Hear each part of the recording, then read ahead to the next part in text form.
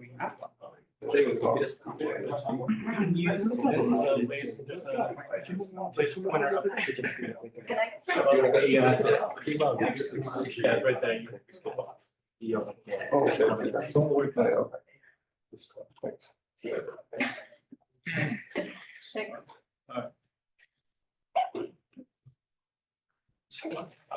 All right, let's all thank Zvi Shem-Tov, who's going to talk to us about quantum uniqueness for arithmetic hyperbolic spaces.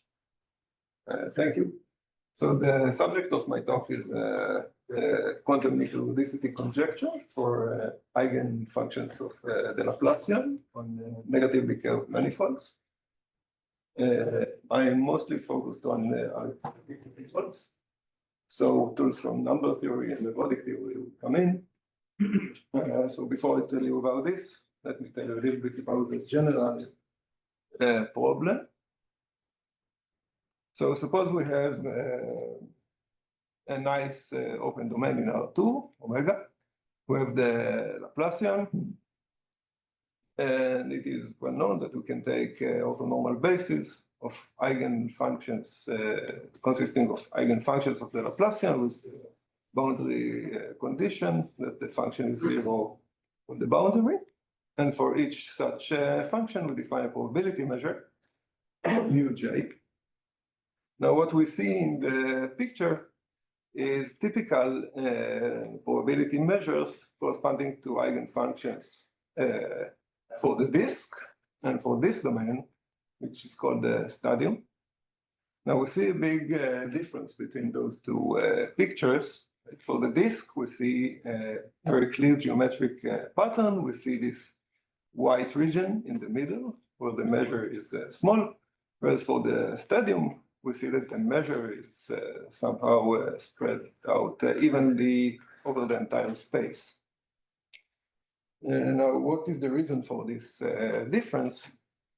So the answer lies in the behavior of the corresponding classical dynamical system. So in this case, this is if you imagine a billiard ball moving in straight lines in the domain, and when it hits the boundary, just follow the standard law of reflection. Now, those are pictures of two typical trajectories on the disk, on the stadium. On the disk, you can see that, again, there is a very clear geometric pattern, and also it doesn't reach the center of the disk. Where here you see that the trajectory is equidistributed, which means that the amount of time it spends in any set is proportional to the volume of this set as the time goes to infinity.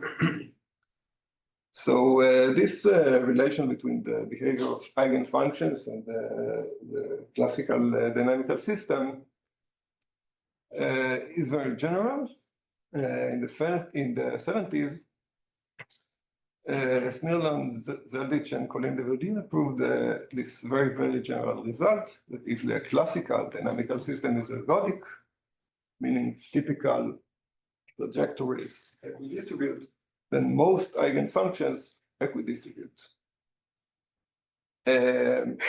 Now, it's very natural then to ask the question if we can replace the word most here by all. That is, what happens for all eigenfunctions. Okay? Is it true that if the eigenvalue is very big, the eigenfunction is close to equidistributed over the space? So, of course, if the system is ergodic, the general answer to this is no. There are some ergodic systems, like the stadium here, that and Hassel showed that some sparse sequences can concentrate over a certain kind of trajectories. So you see here, this kind of trajectory is called the bouncing ball trajectory. But then one can ask, what if we impose some more chaos into the system and look at what's called the strongly chaotic systems, which for us, we just take as a model for those hyperbolic manifolds, compact hyperbolic manifolds. So basically, the general feature is that geodesics spreads apart exponentially fast. Okay, so in the world of manifolds, this motion of a billiard ball is now replaced by the geodesic flow, and the usual Laplacian planar domain is replaced by the hyperbolic Laplacian. And here is the precise conjecture, quantum unique ergodicity conjecture due to Rudnick and Son from 95.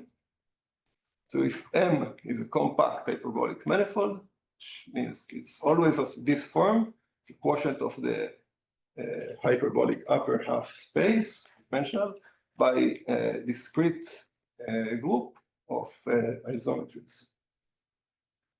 And again, we take an orthonormal basis of eigenfunctions, define the probability measures, and then the conjecture is that exactly as we wanted before, all the eigenfunctions, as the eigenvalue gets very, very large, become more and more equidistributed. So formally, the only Wixter limit of the measures mu j is the uniform measure of on the manifold. So the question in this generality is open for any such manifold, but significant progress has been made for so-called arithmetic manifolds in certain arithmetic setting. So what is an arithmetic manifold or a congruence manifold more precisely? We want the lattice gamma of isometries to be constructed by arithmetic means. So here, this is the most famous example, maybe, SL2Z. So it is clear why we should put such an object arithmetic lattice. But it's not compact. It's not but it's easy to say. Yeah. Okay.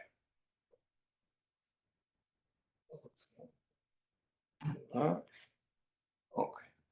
So in this case, it turns out that there is a very large family of additional symmetries called Hecke operators, sometimes referred to as number theoretic Laplacians. And they're given, basically, they're discrete averaging operators that comes from the arithmetic structure of the lattice.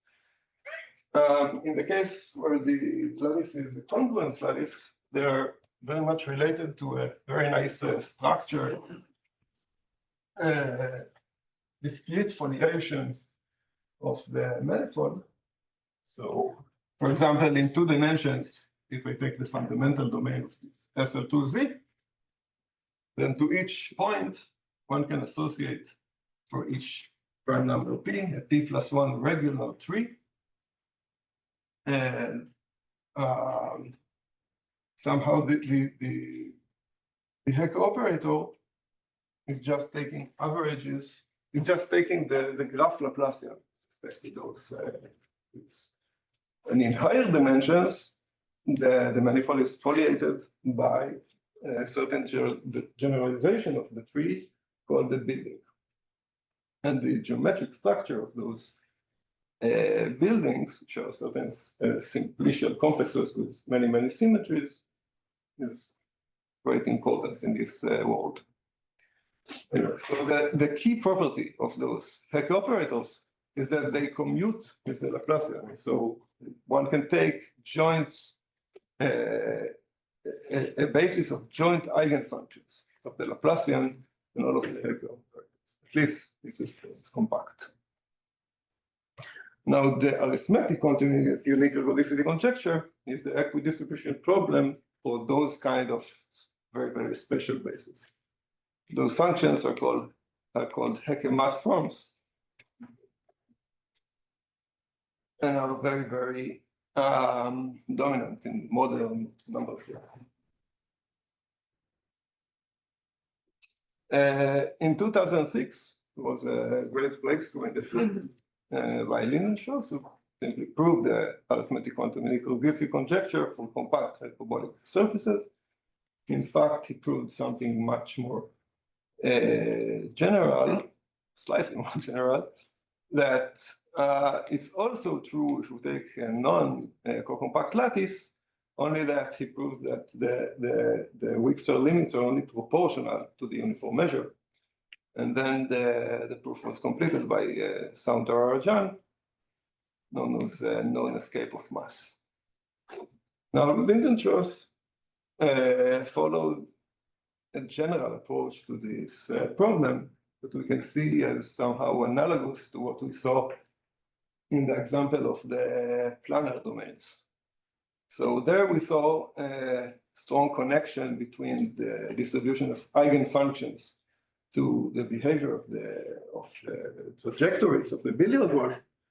And here one can show a very, very strong relation between the distribution of the eigenfunctions to the behavior of what's called the geodesic flow. In our case, one can basically lift the measure mu into the homogeneous space G mod gamma, where G is the isometry group of the space, and which is invariant under certain one parameter subgroup of isometries, which we call the geodesic flow. It's the real Cartan subgroup. Now one can try to use the Hecke symmetries to show that the measure is spread entirely even on the space, shows some non-localization results, and then those results, mainly a certain kind of positive entropy estimates, enables to apply some measure rigidity methods, and eventually one can try to classify the resulting measures. And for dimension 2, that's what Lindenschloss did successfully. The classification said that the only such measure is the uniform measure.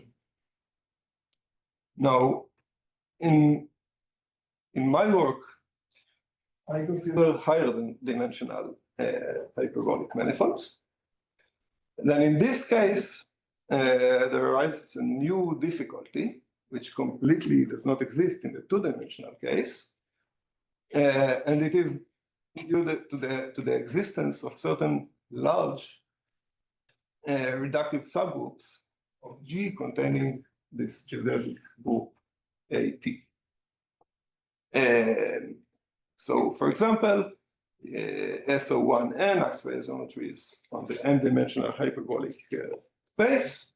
As a subgroup, we have SO1n minus 1. There are many embeddings. For example, if you take here n equals 2, then SO11 is more or less the same as this AT group. So this can be seen as a generalization of it. Now, one of the problems that arises because of the existence of such groups is that even if we're able to apply those measure rigidity results, which is not so trivially true, for example, we don't know how to do this for n greater than 5. Even in the case that we are able to apply those methods, we still have to deal with many intermediate measures. For example, we need to rule out concentration of the measure on certain convex combinations of orbits of such large subgroups. And this can also be viewed as maybe some version of this bouncing ball cars that we saw in the beginning. One should avoid.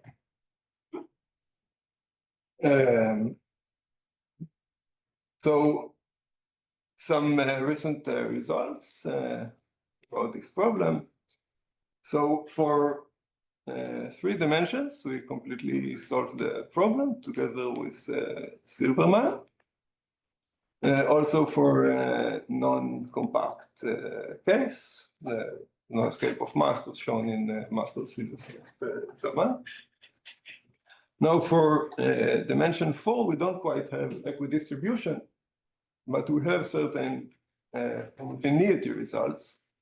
So basically, what we show is that so we characterize the possible obstacle to equidistribution. So we show that any Wixor limit is a convex combination of the uniform measure and possibly uniform measures on countably many three-dimensional hyperbolic submanifolds. To show actual equidistribution, we need to rule out those components. In a separate paper with De Faveri, we showed non-escape of mass in this case, where in this case, some objects that are involved becomes non-degenerate, and so one is sort of a non-commutative version of the arguments that were used before to show non-escape of mass. In dimension 5, the method to show positive entropy and apply a certain kind of measure rigidity technology, but still one will have to encounter those kind of intermediate measures, and for n greater than or equal to 6, the picture becomes extremely unclear, and we don't have even positive entropy. We have a positive entropy, but not the kind of estimates that we need to apply the measure rigidity machine. Thank you.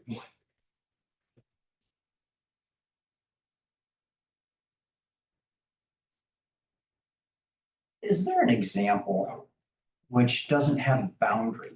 I mean, the answer must be yes, but is there actually one that people know that says that if you're ergodic, not all eigenfunctions equidistribute? I think, but I think yes, but One would imagine yes. I mean, basically, Hassel in his paper, I think, has an example of something that has a cylinder inside. Okay. So you try to repeat that somewhere, and I see what you mean. Okay.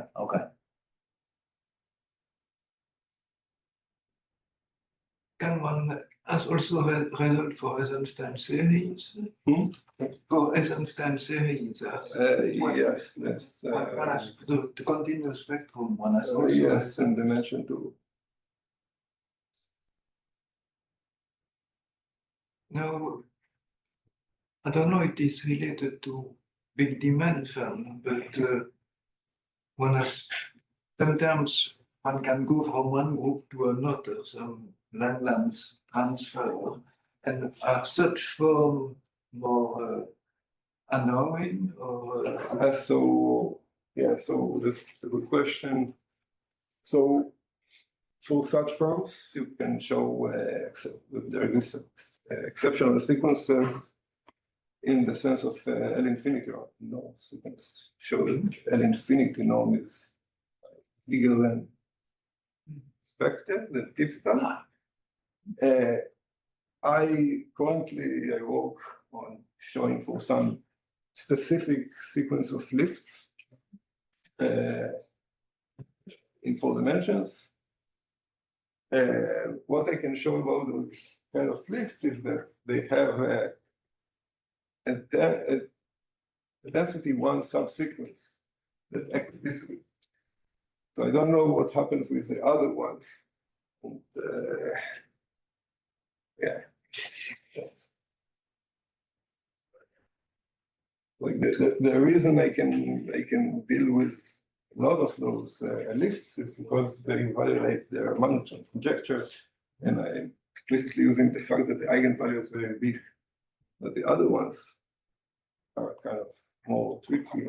I don't know exactly how to approach them.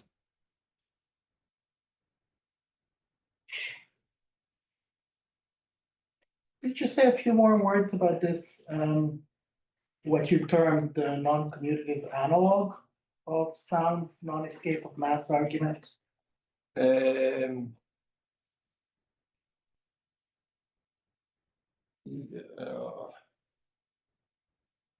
Basically, the Fourier coefficients in the expansion are parameterized by quaternions rather than complex numbers. You can think of it as this.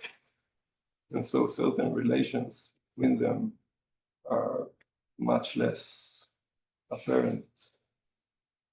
I mean, it's, I can explain to you after the talk. Okay, well, thanks. We might have a related talk in a couple of weeks, no? Yes. Groups and dynamics seminar. My co-author will give a lecture precisely on this. Okay, super. Dynamics seminar. Okay, well, thank you again.